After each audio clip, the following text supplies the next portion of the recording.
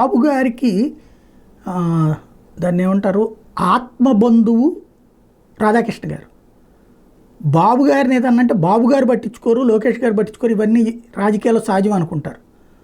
సాధారణంగా రాజకీయ పార్టీలు కాకుండా పత్రికలు ఇట్లా అన్నారు ఇంతవరకే ఉంటుంది. అలా కాకుండా సామాన్య కార్యకర్త కాకుండా కట్టర్ కార్యకర్త తరహాలో పత్రికనే చివరికి కట్టర్ కార్యకర్తల యొక్క కరపత్రికగా మార్చేసినటువంటి వేళ బాబు గారిని గతంలో ఎవరన్నా అధికారి ఏదైనా ఆ ప్రభుత్వం చెప్పింది కాబట్టి ఏదన్నా అంటే ఆ అధికారికి కంటిన్యూషన్ ఎట్టిస్తారా, అధికారులు తొక్కేయాలా, నాశనం చేసేయాలి, తీసుకెళ్ళి జైళ్ళలో పెట్టేయాలా, కేసులు పెట్టేయాలి, వేధించాలా, ఎందుకు వేధించవు నువ్వు, ఇదేంటి అని బిగిన్ చేస్తుంది జ్యోతి. వెంటనే దాన్ని బేస్ చూసుకుని మరికొంతమంది కట్టర్లు దాని మీదన పుంకాను పుంకాలుగా చేస్తారు. ఆ తర్వాత బాబు గారి దగ్గర ఉన్నటువంటి టీము దాన్ని తీసుకుని బాబు గారికి చెప్తే ఆగిపోతుంది. దీన్నే షాడో గవర్నెన్స్ అంటారు.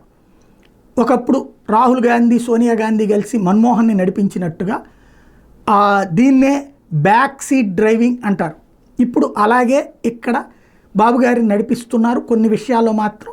అందులో ఇప్పుడు రాజశేఖర్ అనేటటువంటి అధికారి వ్యవసాయ శాఖకి సంబంధించి ఆయన రిటైర్ అయిపోతుంటే ఏడాది పాటు ఎక్కువగా మళ్ళీ ఎక్స్టెండ్ చేశారట.